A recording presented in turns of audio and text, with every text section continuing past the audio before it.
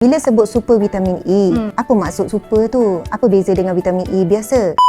Okey doktor, tadi kita dah sebut sikit pasal Sibakton. Boleh tak doktor detailkan tentang tocotrienose? Ada salah satu vitamin E. So vitamin E ni kita ada dua lah, tocopherol dan tocotrienol. Okey. Sorry. Soalan saya sebenarnya spesifik macam ni.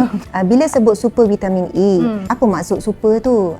Apa beza dengan vitamin E biasa? Satu lagi soalan, vitamin E ni, sayalah sebagai orang yang tak faham sangat tentang ingredient ni, dia lebih banyak orang guna vitamin E untuk anti-aging.